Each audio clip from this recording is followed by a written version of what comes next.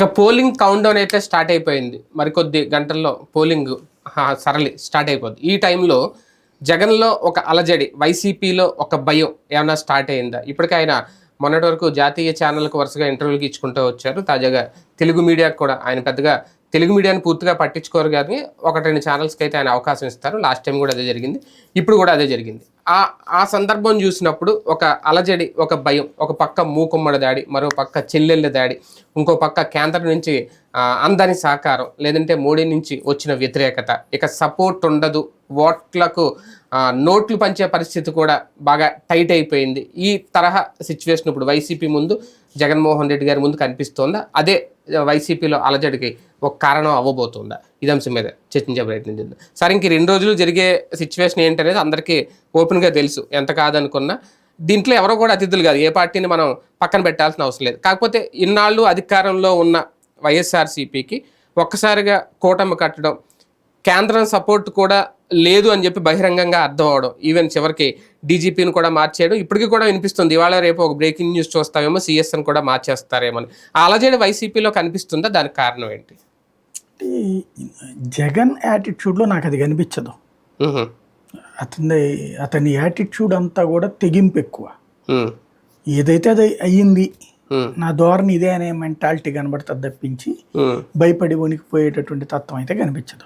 అలాగని ముందు జాగ్రత్తలు తీసుకుని రెడీగా సిద్ధంగా ఉన్నారా? ఏం చేస్తారు ఇంకా ముందు జాగ్రత్త అంటే, ఇప్పుడు షర్మిల దగ్గరికి వెళ్ళి కాళ్ళు పెట్టుకుని, అమ్మ నీకు కావాల్సిన ఆస్తి అంత రాసి ఇచ్చేస్తాను, కావాలంటే రాష్ట్రం పక్కన రాసి ఇచ్చేస్తాను తీసేసుకో, లేకపోతే సునీత నీకు కావాల్సిన నేను ఎవరిని చేసేయమంటే వాళ్ళందరూ లోపలేసేస్తాను, నీకు రాజ్యసభ ఇచ్చేస్తాను, ఇవన్నీ చెప్పుకొచ్చేటట్టు అయితే అసలు ఇక్కడ దాకా రాదు కదా.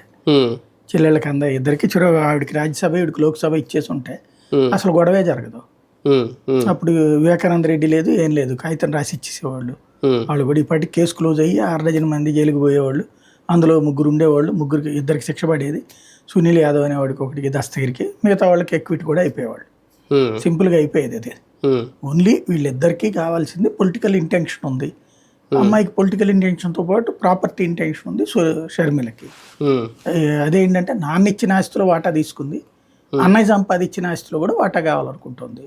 అట్లాగే పుట్టింటి మీద ఆధిపత్యం ఉంటుంది, కావాలని కోరుకుంటుంది. అవన్నీ చేయడానికి వీళ్ళు సిద్ధంగా లేరు. సింపుల్ లాజిక్ అది. అంటే ఇక జీవితకాలం బానిసత్వం ఎందుకు చేస్తాడు పవర్ కోసం? అట్లా చేసేవాడైతే సోనియా గాంధీ దగ్గరే చేద్దుడు కదా బేసిక్గా. కాబట్టి అక్కడ అతని మెంటాలిటీ అది కాదు. ఇప్పుడు అది డిస్టర్బ్ చేయడానికి ఈ అమ్మాయి చేతి చెప్పించారు, మేము వెళ్ళామా లేదా సోనియా గాంధీని అడగడానికి బెయిల్ ఇప్పించమని చెప్పేసి. అంటే ఆ ముక్కని వీళ్ళు హైలైట్ చేస్తా కాళ్ళు పట్టుకున్నాడు సోనియా గాంధీది అని వీళ్ళు చెప్తున్నారు. సోనియా గాంధీ దగ్గరికి వెళ్ళిన తర్వాత బెయిల్ వచ్చిందా? సోనియా గాంధీ ఏమైనా బెయిల్ ఇప్పించిందా? మరి ఎట్లాగా వచ్చింది? అప్పుడు వెళ్ళిన పర్పస్ ఏంటి?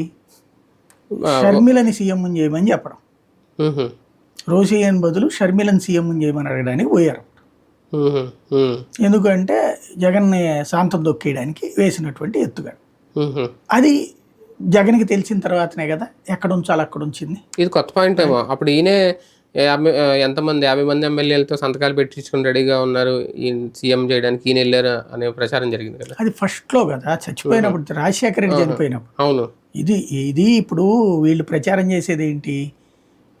జగన్ జైల్లో ఉన్నప్పుడు షర్మిల వెళ్ళింది, మొన్న మధ్యన ఆమె చెప్పింది కదా, కావాలంటే పక్కన వచ్చిన భారతీని అడగపోయావా అది ఇది అనేసి. భారతీని ఎవరిని అడగమని చెప్పింది. అప్పుడు దాని మీద వీళ్ళేంటి కాళ్ళు పట్టుకున్నాడు అనేది. కాళ్ళు పట్టుకునేటట్టయితే ముందే పట్టుకుందడు కదా, తర్వాత ఎందుకు పట్టుకుంటాడు?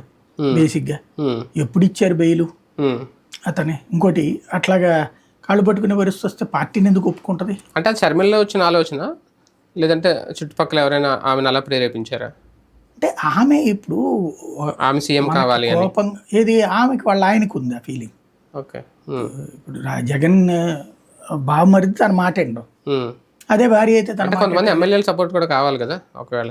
అట్లాగని కాదు, ఇప్పుడు రోషయ్యకి ఏ సపోర్ట్ ఉందని ఇచ్చారు, కిరణ్ కుమార్ రెడ్డికి ఏ సపోర్ట్ అంటే వాళ్ళంటే క్యాబినెట్ లో ఉన్నారు. అప్పుడు ఆయన ఆర్థిక శాఖ మంత్రి, ఈయన స్పీకర్ కాబట్టి ఆ కోణంలో ఇచ్చి ఉండొచ్చు. షర్మిలకి ఏ పదవి లేదు కదా. ఇప్పుడు జగన్కి ఆ లెక్కనైతే ఎట్లా ఇచ్చారు? జగన్ ఎట్లా అయ్యాడు? జగన్ ఎందుకు అంతే ఆ లెక్కనే కదా. రాజశేఖర రెడ్డి కూతురుగా కాదు, అప్పుడు ఆయన ఎంపీగా కూడా చేస్తున్నాడు. అదే ఏం పదవి లేదు కదా. అంతే, రాజశేఖర రెడ్డి కూతురు అంతే. ఇప్పుడు రాహుల్ గాంధీని ఎందుకు ఆయన కొడుకు అని ఉమ్, అంతే కదా. సోనియా గాంధీకి ఏముందని భార్య భార్య అనే కదా ఇచ్చింది, తర్వాత వచ్చింది పదవి. ఉమ్, ఉమ్, ఉమ్, ముందైతే అంతే కదా. అవును. ఉమ్, అట్లాగుంటాయి ఇవన్నీ కూడా ఉమ్. ప్రాక్టికల్. అంటే ఆ పాయింట్ ఆఫ్ వ్యూలో అయితే జరిగింది కాబట్టి అప్పటి నుంచే మొదలైందా షర్మిల గారికి రాజకీయాల్లోకి రావాలి, లేదంటే ఏదో పదవి తీసుకోవాలని? అంటే ఆవిడ అది ఇప్పుడు బయటకు వచ్చిందా? పాదయాత్ర చేసినప్పుడు బిగిన్ అయ్యి ఉంటుంది నేను అనుకోవడం అయితే. ఎవరో షర్మిల పాదయాత్ర షర్మిల చేసినప్పుడు పాదయాత్ర ఓదార్పు యాత్ర పేరుతో. విపరీతంగా తిరగడం మూలంగా అప్పుడు పబ్లిక్ లో వచ్చిన రెస్పాన్స్ చూసి ఉమ్. అదంతా తనని చూసి అంతగా ఉంది అన్నటువంటి ఫీల్ అయింది. అది వైఎస్ఆర్ కోసం వచ్చిన ఆదరణ ఒక రకంగా. అది అమ్మాయి అర్థం చేసుకో. ఈ ఇండివిజువల్ ఇది కాదు కదా. అంటే ఇక్కడ సమస్య ఎక్కడ వచ్చిందంటే అది అర్థం చేసుకోలేదు. ఉమ్, సెకండ్ స్టేజ్ లో వచ్చేటప్పటికి అన్నని అడిగింది, ఉమ్, అదంతా నాకు అంత ఆదరణ ఉంది కాబట్టి నాకు కూడా పదవి కావాలని అడిగింది షేరింగ్. ఉమ్, ఇవ్వలేదు ఇతను.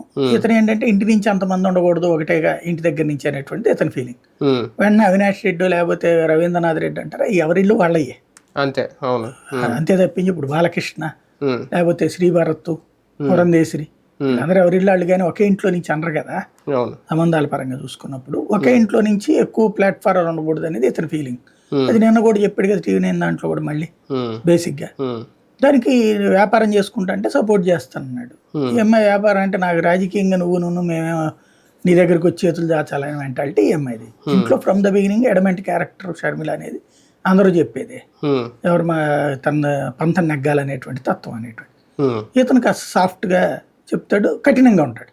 ఉమ్, ఆ కఠినం అనేటువంటిది అంగీకరించలేకపోతే అది వదిన వల్ల అనేది ఈ అమ్మాయి ఫీలింగ్. ఉమ్, బేసిక్గా అక్కడ ఒక డిస్ప్యూట్ నడుస్తుంది వాళ్ళిద్దరి మధ్యన. ఉమ్, ఆ అమ్మాయితో మాట్లాడించిన అవలేదు. ఉమ్, ఇంకా నెక్స్ట్ ఏముంటది, ఇప్పుడు షర్మిలాను సునీత అంతే. వాళ్ళిద్దరితో ఒకవైపు నుంచి పెట్టారు, ఇంకో వైపు నుంచి పవన్ కళ్యాణ్. ఉమ్, ఇట్లాగే ఇంతమంది వచ్చారంటే అర్థం ఏంటి? ఉమ్, ఇప్పుడు జగన్ అనేటువంటి వాడు ఆఫ్టర్ ఆల్ దేనికి పనికిరాడు అనుకుంటే ఇంతమంది ఎందుకు రావాలి? ఉమ్, అవును. ఇప్పుడు అయిపోవాలి కదా మరి లెక్క ప్రకారం. ఉమ్, అవును. ఆంధ్రప్రదేశ్లో ఒక హిస్టరీ క్రియేట్ అయింది. ఈ రికార్డు మళ్ళీ ఎవడు బద్దలు కొడతాడో తెలియదు. ఎందుకంటే పాదయాత్ర జగన్ ఒక రికార్డు, ఉమ్, అది ఎవరు బ్రేక్ చేయలేదు కదా. అవును. ఉమ్, రెండోది వచ్చేటప్పటికి అతను 151 సీట్లు ఒక రికార్డు. అవును. అది ఇంకా అసలు ఇప్పుడు అది బ్రేక్ అతను కూడా అవుతుంది వల్ల అవుతుంది అనేది నేను అనుకో. అది అతని రికార్డ్ అతనే బ్రేక్ చేసుకుంటాడు లేదు. ఉమ్, పోతే స్థానిక ఎన్నికల్లో అంత రికార్డు ఈవెన్ రాజశేఖర రెడ్డి వాళ్ళ కూడా కాలేదు. ఉమ్, రాజశేఖర రెడ్డి బతుకున్నప్పుడు వాళ్ళ కాలేదు, ఎన్టీ రామారావు వాళ్ళ కూడా కాలేదు. ఉమ్, అన్ని సీట్లు సాధించడం అనేటువంటిది 80% సర్పంచ్ స్థానాలు, ఉమ్, అట్లాగే జిల్లా పరిషత్తులు క్లీన్ స్వీప్, ఉమ్, అవును. అట్లాగే ఇది మన మున్సిపాలిటీలు 75కి గాను 73, ఉమ్, రెండోసారి 21కి గాను 19. ఉమ్, అంత భారీ విజయం ఎప్పుడుందని ఉమ్, ఎప్పుడన్నా మున్సిపాలిటీలు ఉమ్, మొత్తం 100 వేసుకుంటే 100లో 2, 3 వీళ్ళకి వచ్చినాయి.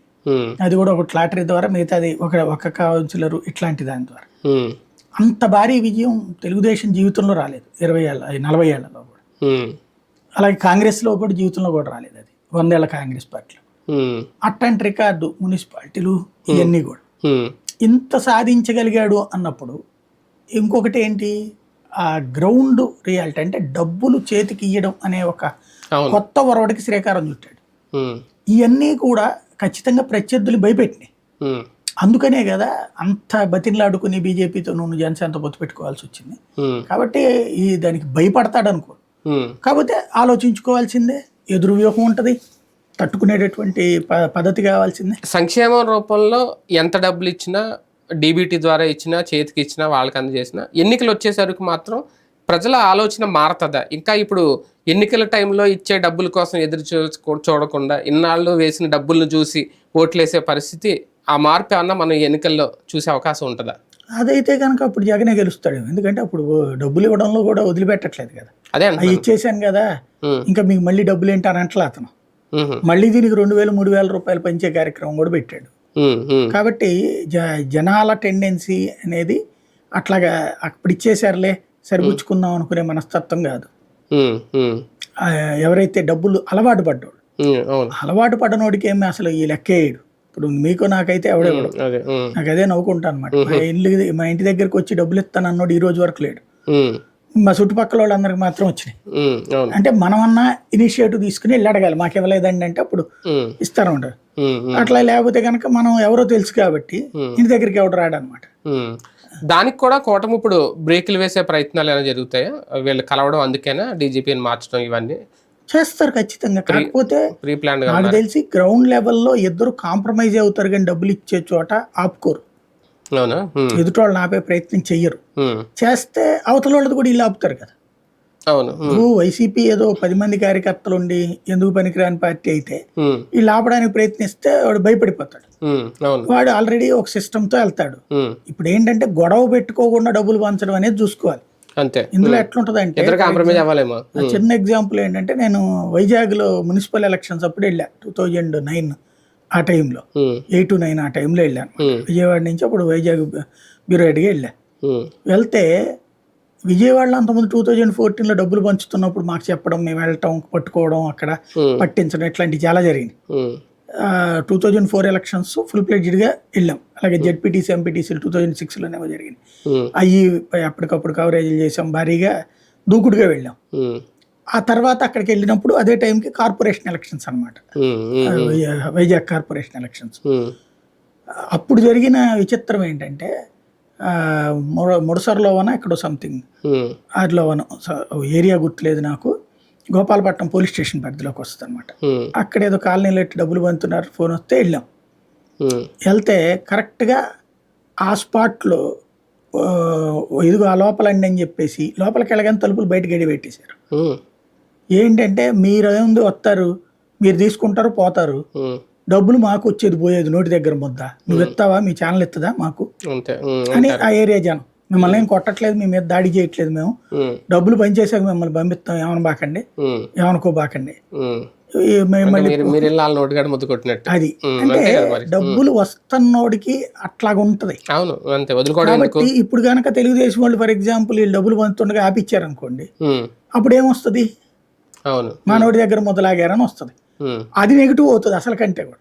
వీళ్ళు ఇవ్వకపోతే వచ్చే నెగిటివ్, లేకపోతే తక్కువ ఇస్తే వచ్చే నెగిటివ్ కంటే ఆ నెగిటివ్ ఎక్కువైపోద్ది. అదే వీళ్ళు ఇంకోటి అట్లా జరిగింది అనుకోండి, వైసీపీ వాళ్ళు కార్యకర్తల నాయకులు ప్రతి సందుకుంటారు కదా, కార్పొరేట్లు వీళ్ళందరూ 400 మంది గెలుచున్నారు కదా, వీళ్ళందరూ ఏం చేస్తారు, టీడీపీ పంచుతుంటే అడ్డుపడతారు. అప్పుడు పోలీసులు అందరూ వస్తారు. అందరూ ఇప్పుడు వాళ్ళని యూట్యూబ్లోనూ వాట్సాప్లే కదా, ఇది కూడా డబ్బులు పంచుతుంటే పట్టుకుంటే చూశారు వదిలేస్తున్నారని చెప్పి గొడవ చేయరేంటి. అందులో ఈ టైంలో ఎలక్షన్ కమిషన్ కూడా వన్ సైడెడ్ గేమ్ ఉండదు. ఇప్పుడు ఎవడు పట్టుకున్నారనే చూపెడతారు. కాబట్టి నాకు తెలిసి ఏం జరుగుతుంది కాంప్రమైజ్, నేను గతంలో కూడా చాలాసార్లు చూసిందండి, డబ్బులు పంచుకునేటప్పుడు మీరు అటు రూట్లో పంచుకోండి, మేము ఇటు రూట్లో పంచుకుంటాం, మాది అయిపోయాక మేము అటు వస్తాం, మీరు ఇటు రండి.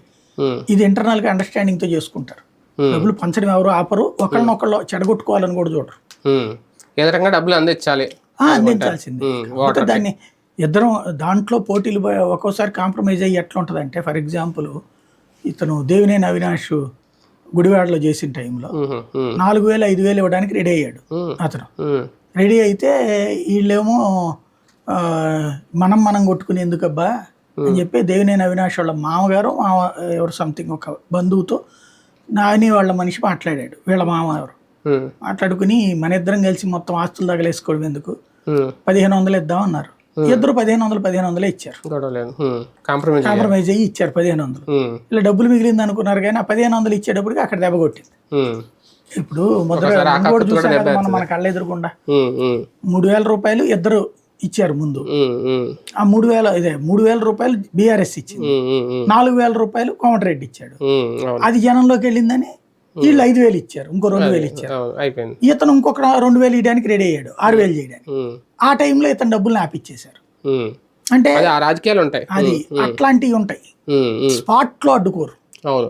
ఒక రకంగా ఇదంతా ఒక దాడి అయితే, మీడియాను వాడుకునే విషయంలో అంటే వాళ్ళు టీడీపీ సానుభూతి పరులు అనుకోవచ్చు, జగన్ వ్యతిరేకులు అనుకోవచ్చు, సునీత కానీ లేదంటే షర్మిల గారు కానీ ఆర్కేకి ఇచ్చిన ఒక ఇంటర్వ్యూ ఒక బ్రహ్మాస్త్రం. ఎందుకంటే సునీత, నరేంద్ర రాజశేఖర రెడ్డి ఇద్దరు వచ్చి కూర్చొని మాట్లాడడం, వాళ్ళు చెప్పే నిజాలా కాదనేది సెకండరీ, వాళ్ళు చెప్పే ఎంతవరకు జగన్ మీద ఎఫెక్ట్ అవుతాయి అనేది మాత్రం చాలా కీలకం. ఆ విషయంలో వైసీపీ కానీ జగన్ గారు కానీ కాస్తంత మీడియా వాడుకోవడంలో రాంగ్ స్టెప్ అనేసి. అంటే వీళ్ళు వాడుకుందామన్నా ఏం చెప్తారు వీళ్ళు, బేసిక్ సమస్య పబ్లిక్ లోకి ఒక మెసేజ్ అయితే పంపించారు కదా, ఏం జరిగింది ఆ రోజు అనేది.